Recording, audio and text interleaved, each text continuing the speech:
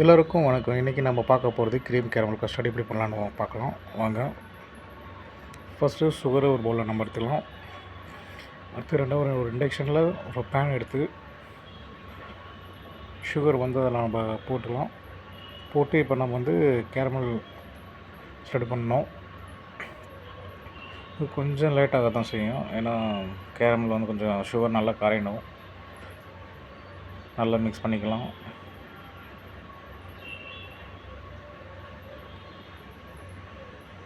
கொஞ்சம் லேட்டாக தான் இருக்கும்.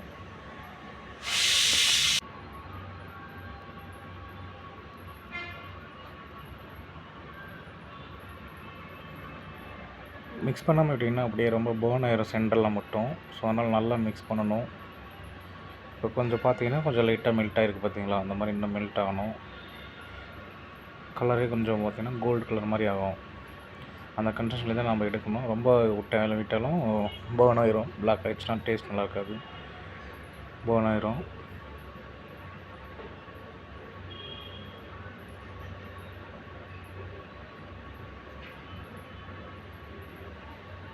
பார்த்திங்கன்னா கொஞ்சம் கொஞ்சமாக கோல்டன் கலர் வருது.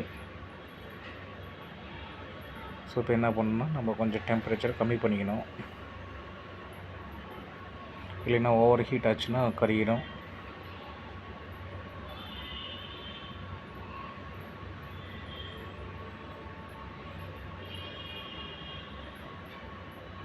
இந்த அளவுக்கு நம்ம வந்து பவுல் தான் ரெடி ஆச்சு. இந்த அளவுக்கு நம்ம வந்து ரெடி பண்ணிக்கணும். அடுத்து ஒரு பவுலில் வந்து மாற்றிக்கலாம்.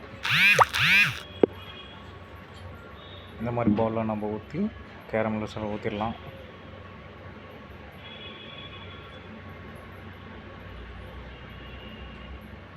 பார்த்தீங்கன்னா ரொம்ப கலராக இல்லை, மீடியம் கலரில் தான் இருக்குது. நல்லா கோல்டு கலராக இருக்குது.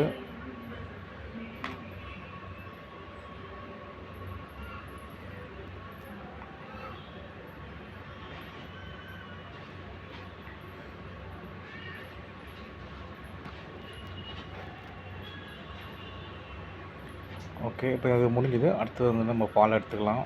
இது வந்து பாயில் பண்ண பால், அப்புறம் எக்கு, அடுத்தது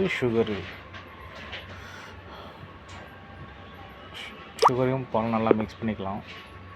ஃபஸ்ட்டு எக்கும் சுகர் கூட போட்டு நம்ம மிக்ஸ் பண்ணிக்கலாம்.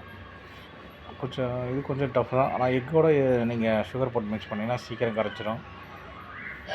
பாலில் மிக்ஸ் பண்ணுறப்போ கொஞ்சம் லேட் ஆகும். மிக்ஸ் ஆகிடுச்சு. இப்போ நம்ம வந்து எக்கு ஆட் பண்ணிக்கலாம்.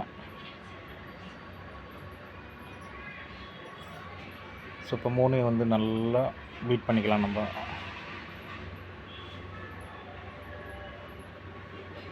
மிக்ஸ் ஆனதுக்கப்புறம் வெண்ணிலா எசன்ஸ் கொஞ்சம் நம்ம போடுறதுனால வந்து எக்கு ஃப்ளேவர் வந்து கொஞ்சம் ஸ்மெல் அடிக்காமல் இருக்கும். அதுக்காக தான் நம்ம யூஸ் பண்ணுறது. உங்களுக்கு இன்னும் கொஞ்சம் எக்கு ஸ்மெல் கம்மியாக எனக்கு வேணும் அப்படின்னீங்கன்னா நீங்கள் வந்து காடமும் பவுடர் கூட யூஸ் பண்ணிக்கலாம். ஒரு பிஞ்ச் அது போட்டால் இன்னும் கொஞ்சம் டேஸ்ட் நல்லாயிருக்கும். நல்லா மிக்ஸ் பண்ணிக்கோங்க.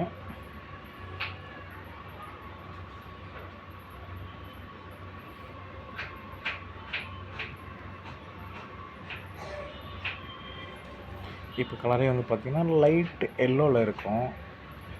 இதுக்கப்புறம் நம்ம வந்து பவுலுக்கு வந்து இந்த கேரமல் ஸ்ட்ரீட் ஊற்றி வச்சுக்கிற பவுலுக்கு நம்ம வந்து ஷிப் பண்ணி ஊற்றிடலாம். இல்லை இது ஊற்றுறப்ப வந்து என்னென்னா நம்ம ஸ்ட்ரெயின் பண்ணிக்கணும். ஸ்ட்ரெயின் பண்ணி ஊற்றுறப்ப ஷைனிங்காக அப்படி வரும். இந்த பாலைக்கு எல்லாம் போட்டிருக்கனால. ஸோ நல்ல பவுலில் இந்த மாதிரி சின்ன குட்டி பவுலில் நம்ம அதிகமாக ஊற்றிட்டு அடுத்தது நம்ம வந்து பார்த்தீங்கன்னா டபுள் பாயிலிங் தான் பண்ணணும். இது வந்து டைரெக்ட் பேக்கிங் பண்ணக்கூடாது. ட்ரேயில் வந்து இந்த மாதிரி வச்சு கீழே தண்ணி ஊற்றி வச்சுடுங்க. ஊற்றி டபுள் பாயிலிங் போட்டு நம்ம வந்து 180 மேலே டெம்பரேச்சர், கீழே 190 போட்டு ஒரு 45 மினிட்ஸ்.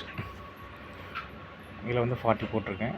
நம்ம பார்த்துட்டு கூட இது பண்ணிக்கலாம். இப்போ வந்து அதை பார்த்திங்கன்னா ரெடி ஆகிடுச்சு. உங்களுக்கு பார்த்தீங்கன்னாவே தெரியும். மேலே இந்த மாதிரி கொஞ்சம் ஆடக்கூடாது, இன்னும் கொஞ்சம் வந்து பார்த்திங்கன்னா கட் பண்ணிங்கன்னா இதே வரும். ஃபைனலாக இந்த மாதிரி உங்களுக்கு டிமோட் பண்ணுறப்ப இந்த ஸ்ட்ரெச்சர் கிடைக்கும். நல்லா ஷைனிங்காக மேலே பார்த்தீங்கன்னா கிளேசிடாக.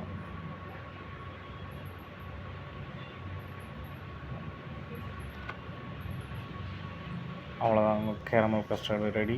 ஸோ இந்த மாதிரி நீங்கள் வீடியோ பார்க்கணுன்னா மறக்காமல் சேஃப் சதீஷ்லாம் ரெசிபிஸை லைக் பண்ணிக்கோங்க, சப்ஸ்கிரைப் பண்ணுங்கள், ஃபாலோ பண்ணுங்கள், முடிஞ்ச அளவுக்கு ஷேர் பண்ணுங்கள். உங்களுக்காக நான் டெய்லியும் ஏதாவது வீடியோ பண்ணிகிட்டே இருக்கேன். ஸோ நம்ம அடுத்த வீடியோவில் வேறு ரெசிபி வச்சு நம்ம பார்க்கலாம். பாய்.